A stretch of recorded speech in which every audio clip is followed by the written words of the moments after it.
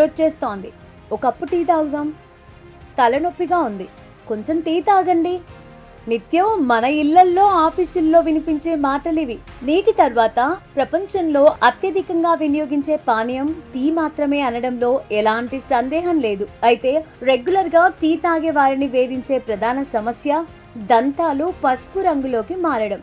కానీ టీని పాలతో కలిపి తాగడం వల్ల దంతాలు పసుపు రంగులోకి మారే ప్రమాదం తప్పడమే కాకుండా అవి మరింతగా మెరుస్తాయని శాస్త్రవేత్తల తాజా పరిశోధనలో వెల్లడైంది. ఆల్బర్టస్ స్కూల్ ఆఫ్ డెంటిస్ట్రీ విశ్వవిద్యాలయానికి చెందిన ప్రముఖ డెంటల్ నిపుణులు డాక్టర్ ఏవా చౌ నేతృత్వంలో జరిగిన ఈ పరిశోధన వివరాలు international journal of dental hygiene లో ప్రచురితమయ్యాయి. కేవలం బ్లాక్ టీ తాగడం వల్ల దంతాలపై పసుపు రంగు మరకలు పడుతున్నాయని, అదే టీలో పాలు కలిపి తాగినప్పుడు పళ్లపై పడిన మరకలు శుభ్రం కావడానికి సహాయపడుతుందని వారు కనుగొన్నారు. పరిశోధనలో భాగంగా శాస్త్రవేత్తలు మనిషి దంతాలను మిల్క్ టీ, ఆపై పాలు లేని నార్మల్ టీలో 24 గంటల పాటు ఉంచి పరీక్షించారు. ఈ ప్రయోగంలో మిల్క్ టీలో ఉంచిన దంతాల మెరుపు గణనీయంగా పెరిగినట్లు గుర్తించారు. బ్లీచింగ్ లా పనిచేస్తుంది.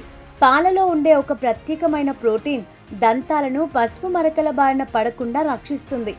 టీలో పాలు కలపడం వల్ల అది దంతాలపై ఒక నేచురల్ బ్లీచింగ్ ఏజెంట్ లా పనిచేస్తుంది. మార్కెట్లో దంతాలు మెరవడానికి దొరికే కొన్ని రకాల టూత్ పేస్ట్ల కంటే కూడా మిల్క్ టీ మరింత ప్రభావవంతంగా పనిచేస్తుందని డాక్టర్ ఏవా చౌ స్పష్టం చేశారు. టీ తాగడం వల్ల ప్రయోజనాలు ఉన్నప్పటికీ దానిని అతిగా సేవించడం వల్ల అన్ని అనర్థాలు ఉంటాయని నిపుణులు హెచ్చరిస్తున్నారు. రోజుకు 2 లేదా 3 కప్పుల టీ తాగడం వల్ల ఎలాంటి ఇబ్బంది లేదు. కానీ అంతకంటే ఎక్కువ కప్పులు టీ తాగితే అది నేరుగా మానవ జీర్ణ వ్యవస్థపై తీవ్ర ప్రభావం చూపుతుంది. ఇదే ఘోర ప్రమాదం కావచ్చు. టీ తాగడం వల్ల తీవ్రమైన నిద్రలేమి సమస్య తలెత్తుతుంది.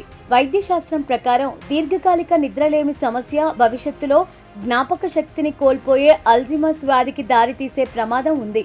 కాబట్టి టీపై ఎంత ఇష్టం ఉన్నప్పటికీ ఆరోగ్య దృష్ట్యా రోజుకు 2 నుంచి 3 కప్పులకు మించి తాగవద్దని నిపుణులు సూచిస్తున్నారు.